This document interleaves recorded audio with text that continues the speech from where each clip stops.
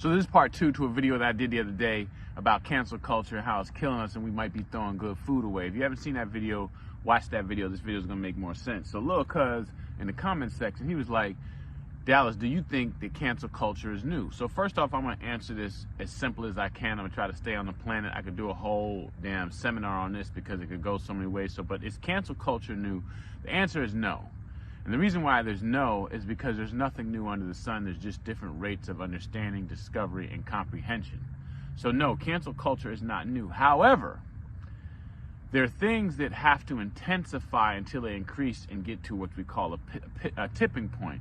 This is where polarity is. This is like the back and forth, the ebb and flow of life. I'm not going to get too philosophical on that. However, it is worse. And what I mean by worse is always a relative term. But what I mean by cancel culture and how it can be stopping us from moving forward in life or really experiencing life or achieving our goals or anything that has value, quite frankly. So I'm going to tell you a little story that helped me kind of put it into perspective, right? So growing up, I grew up around a lot of dudery, right? Which means a lot of maleness, lack of feminine wisdom and energy. So when I first had my damn daughter, I was like, man, I'm gonna have to learn about this because I don't really know anything about it. So I got this book on being a father and raising a daughter versus being a father and raising a son.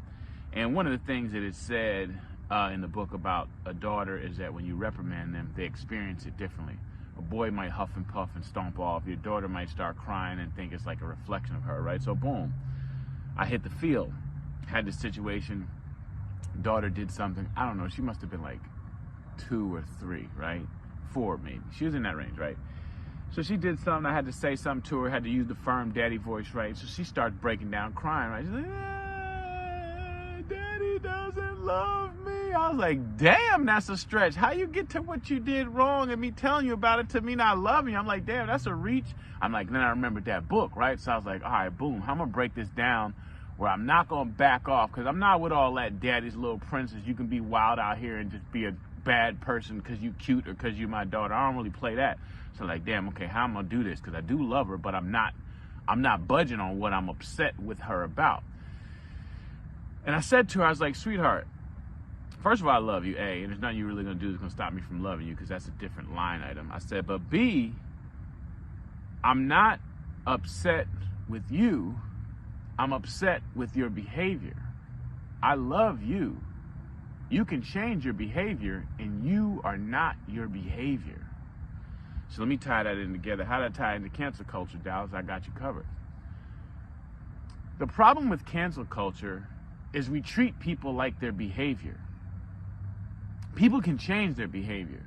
As an example, somebody out here listening to this damn video still won't talk to their damn father because they feel like he should have damn showed up at their damn Pop Warner football games and come to their basketball games more. And so they threw the whole wisdom of their father away because they canceled him because of what they perceive as to be a bad part. But there's still some meat on that bone. There's still some food that you might be throwing away. There's a lot of good opportunities or relationships that we can have and we can grow and we can learn because we're so used to throwing things away.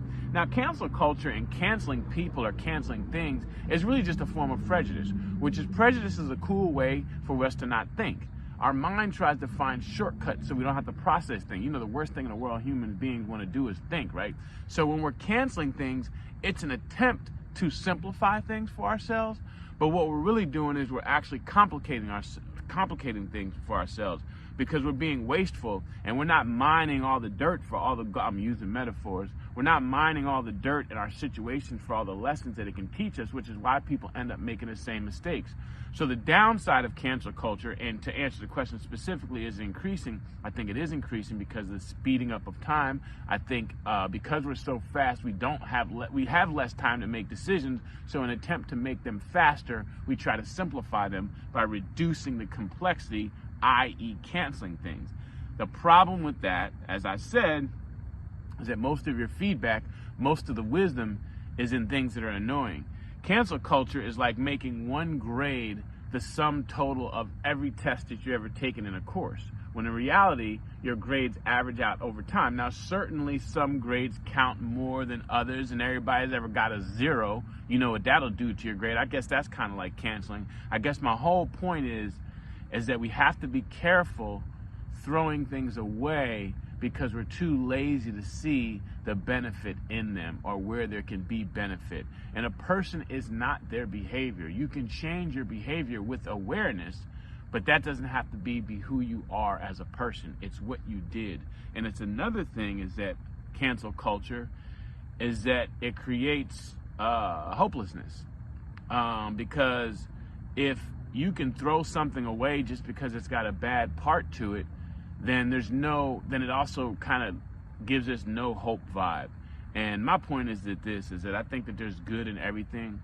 There's a principle in the universe, I don't make this stuff up, called polarity. It means everything is just a degree of the same thing. There's no such thing as hate. It's really just inverted love. There's really no such thing as hot. There's just hotter because there's something to be colder. So everything is a degree difference. It's balancing between mom and dad, heart and mind, engine and transmission. There's all this ebb and flow. So there's no one extreme that's absolutely right. There's a sweet spot that's somewhere in the middle, and we have to learn what that sweet spot is through experience.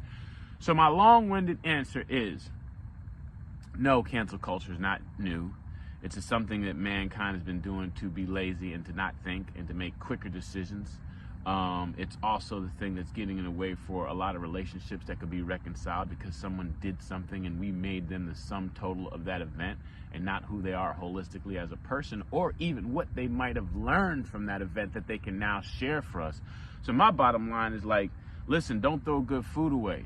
And I'm using metaphors. Mind your situation for everything that you can learn from it. If something is creating friction for you or is bringing up something that you don't like, maybe that's something that needs attention. I know when you're working out, resistance is what produces muscle.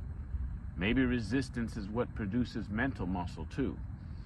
So the bottom line is that cancel culture is not new. It's increased and it's intensified in the world that we live in, and the side effects are we don't get the feedback that we can use to make our lives better, to make our relationships better, and to be happier. So that's just my thoughts for the day. I hope I answered that question. You guys got any comments or questions? Put it in the comments section. Share if you feel me. And on that note, appreciate y'all. I'm outro.